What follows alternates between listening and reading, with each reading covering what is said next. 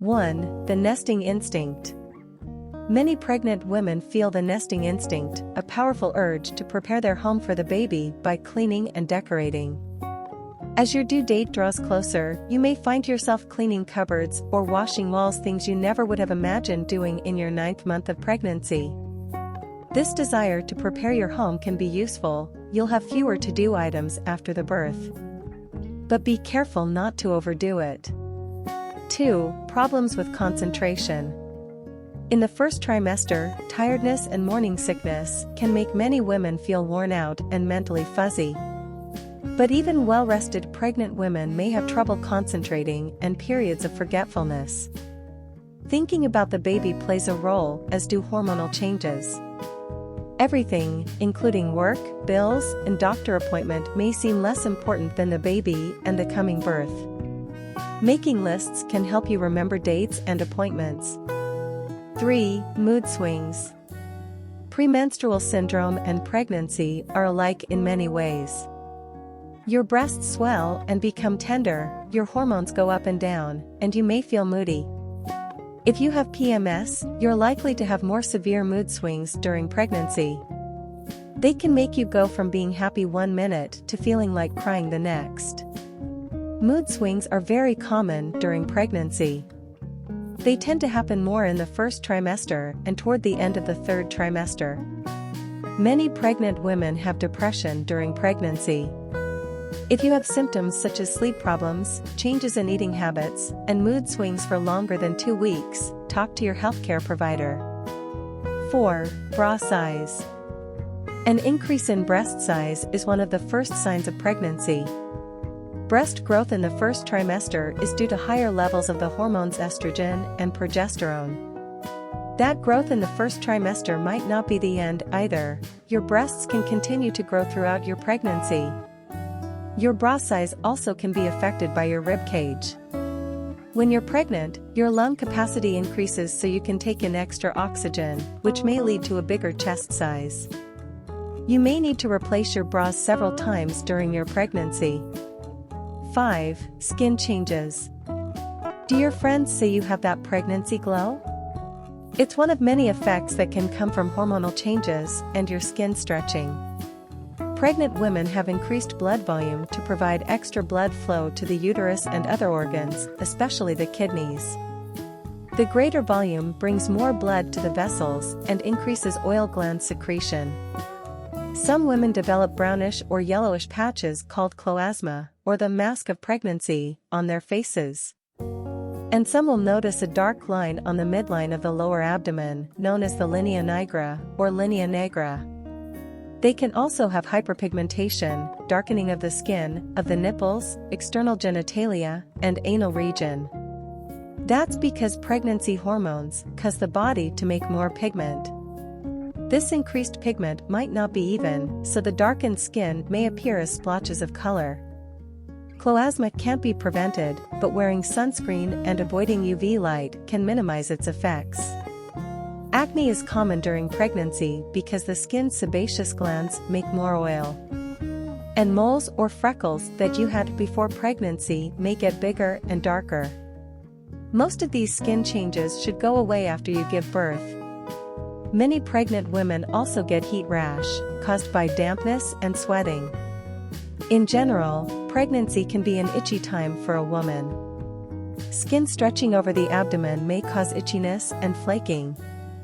Your doctor can recommend creams to soothe dry or itchy skin. 6. Hair and nails. Many women have changes in hair texture and growth during pregnancy. Hormones can make your hair grow faster and fall out less. But these hair changes usually aren't permanent. Many women lose some hair in the postpartum period or after they stop breastfeeding. Some women find that they grow hair in unwanted places, such as on the face or belly or around the nipples. Changes in hair texture can make hair drier or oilier. Some women even find their hair changing color. Nails, like hair, can change during pregnancy. Extra hormones can make them grow faster and become stronger. Some women, though, find that their nails split and break more easily during pregnancy. Like the changes in hair, nail changes aren't permanent. If your nails split and tear more easily when you're pregnant, keep them trimmed and avoid the chemicals in nail polish and nail polish remover. 7. Shoe size. Even though you can't fit into any of your pre-pregnancy clothes, you still have your shoes, right? Maybe, but maybe not. Extra fluid in their pregnant bodies mean that many women have swollen feet and need to wear a larger shoe size. Wearing slip-on shoes in a larger size can be more comfortable, especially in the summer months. 8. Joint mobility. During pregnancy, your body makes the hormone relaxin, which is believed to help prepare the pubic area and the cervix for the birth. Relaxin loosens the ligaments in your body, making you less stable and more at risk for injury. It's easy to overstretch or strain yourself, especially the joints in your pelvis, lower back, and knees. When exercising or lifting objects, go slowly and avoid sudden, jerking movements. 9. Varicose veins, hemorrhoids, and constipation. Varicose veins, usually found in the legs and genital area, happen when blood pools in veins enlarged by pregnancy hormones. Varicose veins often go away after pregnancy.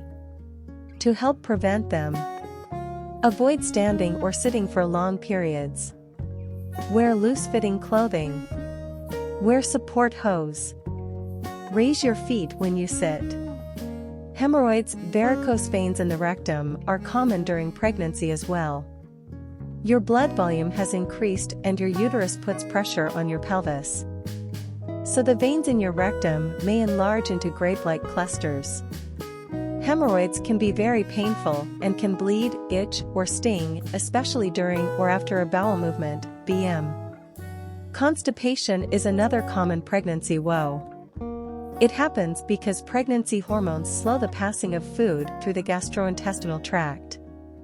During the later stages of pregnancy, your uterus may push against your large intestine, making it hard for you to have a BM. And constipation can contribute to hemorrhoids because straining to go may enlarge the veins of the rectum. The best way to deal with constipation and hemorrhoids is to prevent them. Eating a fiber-rich diet, drinking plenty of liquids daily, and exercising regularly can help keep BMs regular. Stool softeners, not laxatives, may also help. If you do have hemorrhoids, talk to your healthcare provider about a cream or ointment that can shrink them. 10. Things that come out of your body during labor. So you've survived the mood swings and the hemorrhoids, and you think your surprises are over. But the day you give birth will probably hold the biggest surprises of all. During pregnancy, fluid surrounds your baby in the amniotic sac. This sac breaks, or ruptures, at the start of or during labor, a moment usually referred to as your water breaking. For most women in labor, contractions start before their water breaks. Sometimes the doctor has to rupture the amniotic sac if the cervix is already dilated. How much water can you expect?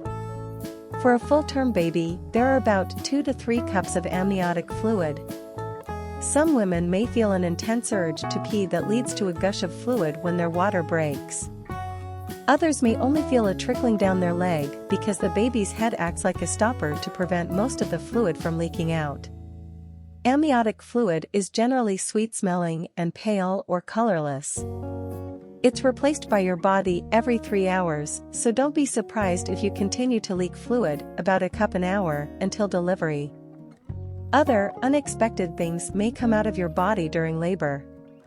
Some women have nausea and vomiting. Others have diarrhea before or during labor, and passing gas is also common. During the pushing phase of labor, you may lose control of your bladder or bowels.